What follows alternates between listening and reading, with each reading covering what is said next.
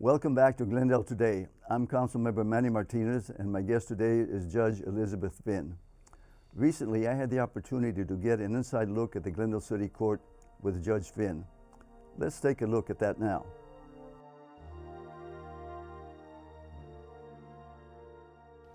Judge Finn, what court are we in here? We're actually in courtroom 4, and we're about ready to start staffing for mental health court. That he doesn't think he has a substance abuse issue because he has a medical marijuana card. Still feels that way. You know, I know we've talked about mental health staffing before.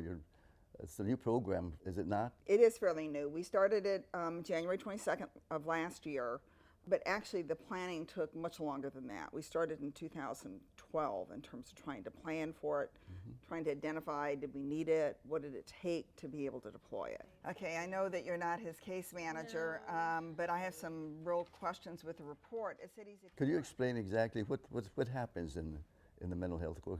How do you determine or identify individuals that get into mental health program? Well, right now, we've limited it to defendants who have a seriously mentally ill designation. So this is a designation that's been given to them by a medical individual. If they have that designation, we're able to go through our county mental health provider to verify that, and then that means that they are placed in the mental health court. So do we still want them doing taros 3 times a week and the individual counseling 1 time a week? But now the way that it works is that Magellan, which is Mercy's taking over for them as of April 1st, has a contract with the state to provide mental health services for individuals within the county. He's working right now, and he also goes to job training.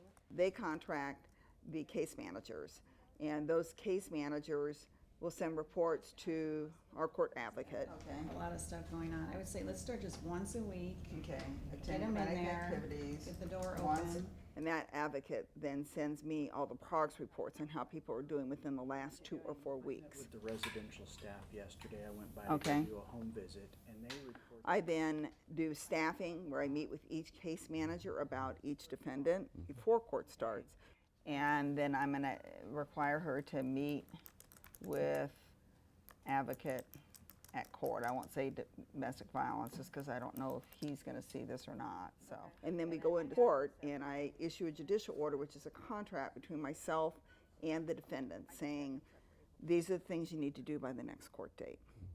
The goal here is we don't care if somebody's not guilty or guilty of the offense. This is unlike any other court really in the criminal justice system. We're focused on the defendant and connecting the defendant with resources available in the community to help them become stable, to know who to call if they're getting crisis, try to get them to the point where they're not going to reoffend and commit a new criminal offense. Okay. So let's put her at the top of the docket. 13 pages of criminal history record and no new crimes since she's been in the program. Talk about a success. And how do you evaluate the success of the program or the results of those individuals that go through the program? What we're looking at is somebody has at least been stable for 6 months. Okay. What that means is I have some people that have been with me for a year now, where they were stable, then something happened. Maybe they had some kind of episode where they ended up in the hospital, or they committed a new criminal offense, or maybe they stopped drinking and now they're drinking again. So, you know, we'll restart with them, trying to get them, again, connected with the resources in the community so that they can become stable and stay stable. That sounds like an excellent program, and I know I've heard some very good things about it. Initially, we started it because there was going to be a financial increase in the psychiatric budget that's in my court budget. It was going to go from $15,000 a year to $35,000 a year. And when someone is deemed not able to assist in own defense by Superior Court, the only thing that happens is the charges in my court are dismissed. There are no services with it. So the person's not connected with the resources in the community. They may reoffend and commit new criminal offenses. And so part of it initially was financially driven, that we wanted to be able to not spend money just to have charges dismissed, but use court time and court resources to help connect these defendants with the resources available to them in the community. Is he still fully adherent? Yes. He's at the top of the docket after the graduates. He's absolutely one of our stars today. That was one of the best reports. Obviously, as we've gone on, I mean, we feel like we're changing people's lives. We're changing people.